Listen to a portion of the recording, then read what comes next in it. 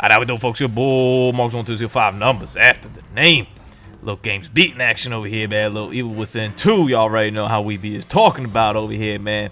So I caught this game. I didn't get it exactly when it came out. I gave it like, I want to say 6-7 months. I remember I saw it and it was like $12 somewhere, $10 somewhere, and I was like, I gotta get this game for that, blah blah blah.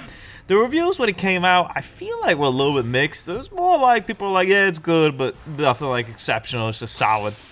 I played the original Evil Within. I got it actually when it came out. It came out, I want to say like October, like Halloweenish time, maybe something like that.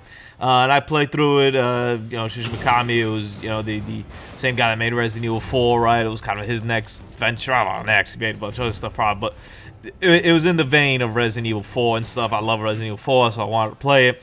The story in that game was like a tad bit out of control. Like I didn't know like what happened like most of the time. The gameplay and execution were pretty good.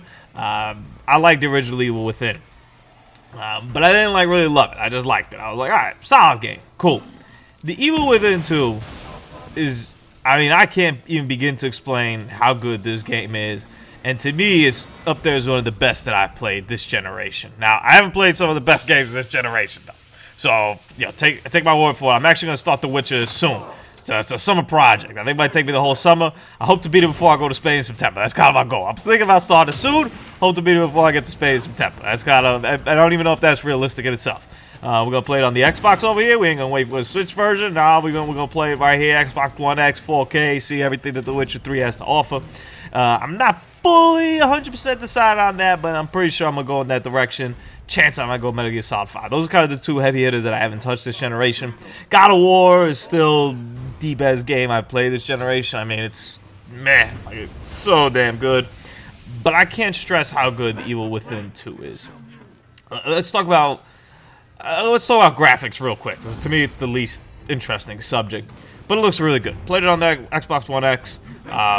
It's solid. I played it in third person. There's an option to play in third person and first person. They patched in first person, if memory serves me right. They patched in the first person after the game already, like on a shift.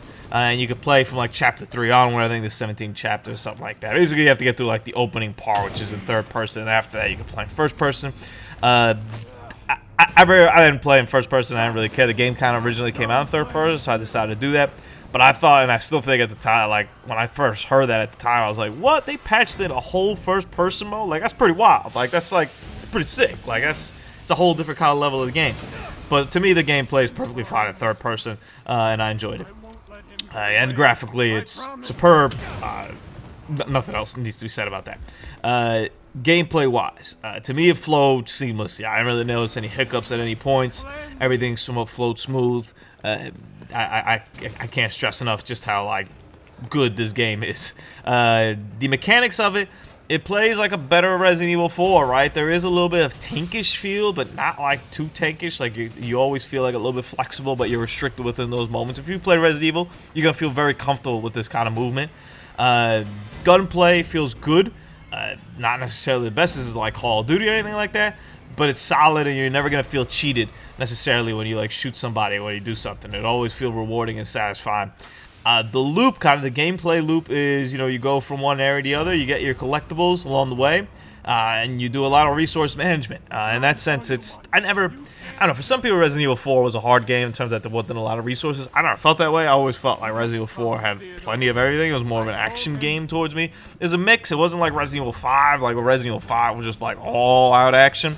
Resident Evil 4 had a mix of like action and resource management and leaned a little more towards resource management than 5, but it still wasn't like a resource management game. This is a lot more of a resource management game. You're gonna like be out of ammo like often. Not out of ammo, but you're gonna be running on like bare minimum ammo often. It's gonna be something that like happens. You could build your own ammo. I don't want to really spoil like the systems of the game. There are a lot of systems. I don't think a lot's a fair way of putting it, actually. There's like a workbench where you could like upgrade stuff. There's a like a little area where you go, which reminisces you to the first game. There's a couple ties to the first game that are really good in this game, but that brings you back to the first game kind of area. And there you could upgrade your character. They use kind of different forms. I'm going to call it currency for lack of a better word, but it's not really that. So there's different ways of kind of upgrading your character and whatnot. And the story is sensational, honestly. I thought it was a big improvement over the first. I actually understood most of the things that were happening. I don't want to spoil it. You're going to have to just, like, play it on your own. I don't think playing the first was a necessity for the second one. I do think it probably helps a little bit. Gives you a little more feel, a little more context to certain things. But it's not a necessity. Everything's pretty self-contained. And the second one over here, it's a long game. It is not a short game. These 17 chapters, the chapters kind of length vary. So there'll be chapters that you'll beat in like half an hour, and then there'll be chapters that you can spend hours on, because some are like more open-ended and more open area-ish, but like small open areas, which is something I can really get down with. Like, I'm not a big like open world kind of guy, which is why I'm a little bit nervous as to what to expect out of the Witcher. But I'm okay with like contained open areas, and that's what this game has. It has small, like, contained open areas where you could kind of explore at your leisure and do whatever you want. Every encounter seems like dangerous. Every moment you're kind of like on the edge. I don't think it's a scary game. It has creepy moments. I would say that. I guess it probably has some scary moments, but I wouldn't really consider this a scary game. It's definitely not a family-friendly game. It ain't a make-you-feel-good game. It ain't like, you know, like bring this over to church type game. But I wouldn't really consider it a scary game.